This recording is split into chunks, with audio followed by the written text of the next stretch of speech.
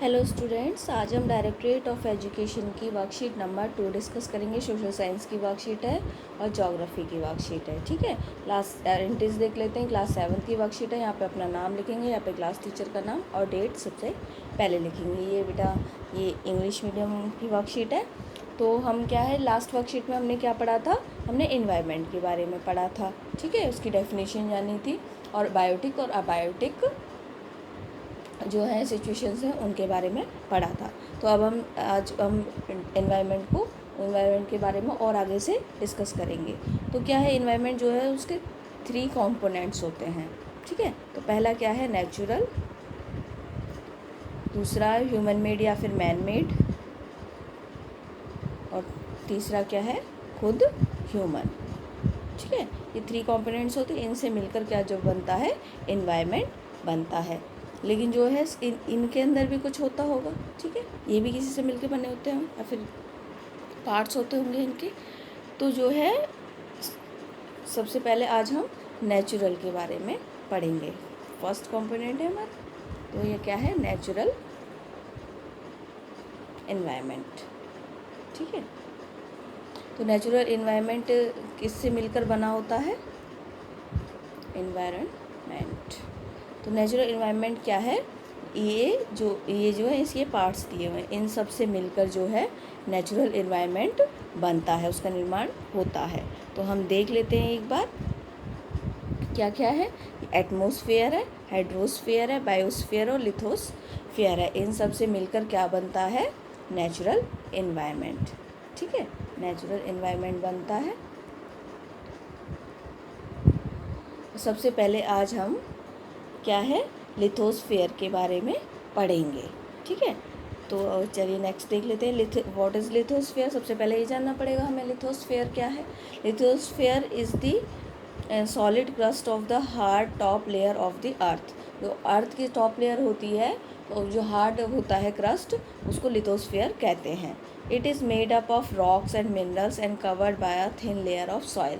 तो ये किससे मिलकर इसका जो निर्माण होता है, ये किससे मिलकर बना होता है, ये बना होता है रॉक्स एंड मिनरल से, और जो कि एक ढका होता है मिट्टी की पतली परत से, थिन लेयर ऑफ सॉइल, उसे ढका होता है। It is an irregular surface with various landforms. ये जो है वेरियस लैंडफॉर्म्स, जो बहुत सारी लैंडफॉर्म्स से मिलकर जो है हमारे लिथोस्फीयर का जो है निर्माण होता है। कौन कौन सी होती हैं, जैसे for example mountains, plateaus, plains and valleys. ठीक है, इन सब से मिलकर क्या होता है, एक लैंडफॉर्म बनती है और जिसको लिथोस्फीयर कहते हैं। Landforms are found over the continents and also on the ocean floors. तो जो है महाद्वीपों, जो लैंडफॉर्म्स होती हैं वो महाद्वीपों पर तो पाई जाती हैं और समुद्रों के किनारों पर भी पाई जाती हैं, समुद्रों के आसपास। ठीक है, नेक्स्ट देख लेते हैं। अब यहाँ पर जैसे हम डिस्कस करते हैं ना, क्लास में कोई भी टॉपिक पढ़ा देती है जब हमारी टीचर, तो हम डिस्कस करते हैं, फिर आपस में ऐसे ही डिस्कस कर रहे हैं। तो ये एक फ्रेंड ये बोल रहा है कि हेलो देखो, लिथोस्फीयर क्या है। Lithosphere is the domain that provides us forest, grass land for grazing, land for agriculture and human. तो क्या है, लिथोस्फीयर क्या है, जो कि हमको देता है क्या, रहने के लिए ज़मीन देता है। ठीक है, फॉरेस्ट वन देता है, ग्रास लैंड्स देता है पशुओं के चरने के लिए, और खेती के लिए ज़मीन देता है।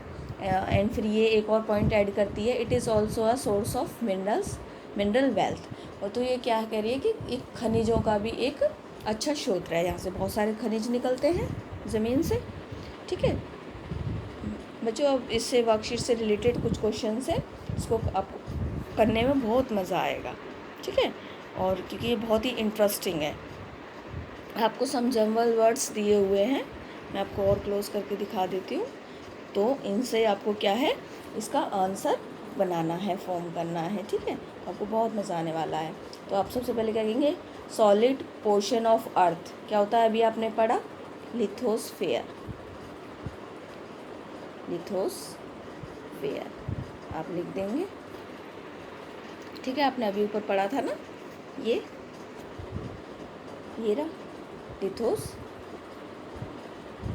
लिथोस्फेयर। ठीक है, ये लिख देंगे आप। नेक्स्ट देख लेते हैं, नेक्स्ट क्वेश्चन क्या है।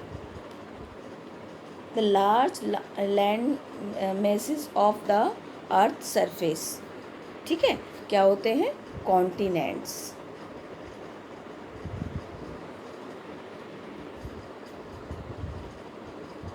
क्या होते हैं, ये हम सेकंड क्वेश्चन देख रहे थे।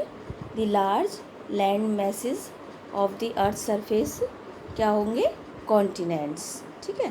तो आप कॉन्टिनेंट्स लिख देंगे, थोड़ा सा हम इसको स्मॉल करते हैं, पहले मैं ये कर रही थी स्मॉल, ठीक है। तो यहाँ पर आप कॉन्टिनेंट्स लिख देंगे,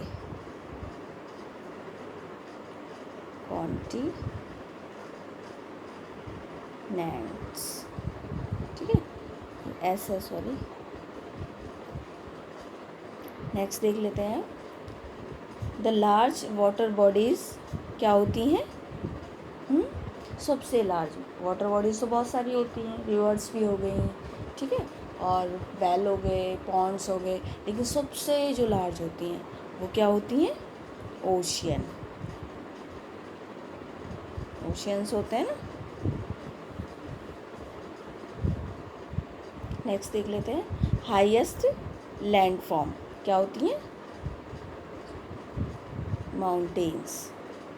आपने देखा होगा ना कि जो ऊंचे ऊंचे होते हैं, जो हम जो प्लेन सरफेस पे रह रहे हैं उससे ऊंचा जो होता है उसको क्या कहते हैं, लैंड, वो सॉरी माउंटेन्स। नेक्स्ट देख लेते हैं। फ्लैट लैंड मास क्या होता है, फ्लैट लैंड मास का क्या होता है, क्या बोलते हैं उसको, सॉरी, प्लेन्स। हम किस पे रहते हैं, प्लेन्स। नेक्स्ट देख लेते हैं। A large high area of flat lands, उनको क्या बोलते हैं, जो थोड़े ऊंचे होते हैं लेकिन ऊपर जाकर जो है फ्लैट हो जाते हैं, वो पर्वतों की तरह ऐसे, मतलब ऐसे ऊंचे और नीचे नहीं रहते हैं, पहले ऊंचे होते हैं और फिर ऊपर जाकर फ्लैट हो जाते हैं, उनको क्या कहते हैं हम, उनको हम अ large high area of, sorry, a large high area of flat lands क्या होते हैं, प्लेट्यूज, हमारे प्लेट्यूज, सॉरी ये एस हो, ये एस है, दोबारा लिख देती हूँ मैं, PLATA, प्लेट्यूज। नेक्स्ट देख लेते हैं, लास्ट क्वेश्चन है। Area between range of hills, जो एरिया होता है हमारा, इधर भी हिल है, इधर भी हिल्स है, और बीच से कोई एरिया जा रहा हो, रास्ता जा रहा हो, तो उसको क्या कहते हैं, रेंज जो होती है उसको क्या कहते हैं, वैली,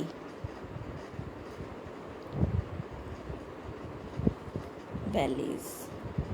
ओके बेटा, तो आज की वर्कशीट आपकी यहीं कंप्लीट होती है। आई होप आपको ये अच्छे से समझ में आई होगी और आप इसको करने में बहुत ही इंजॉय करेंगे। और अगर आपको मेरा वीडियो अच्छा लगे और अच्छे से समझ में आए तो मेरे वीडियो को लाइक करें और चैनल को सब्सक्राइब करें, ताकि आगे आने वाली वीडियोस के बारे में आपको पता चल सके। Bye bye.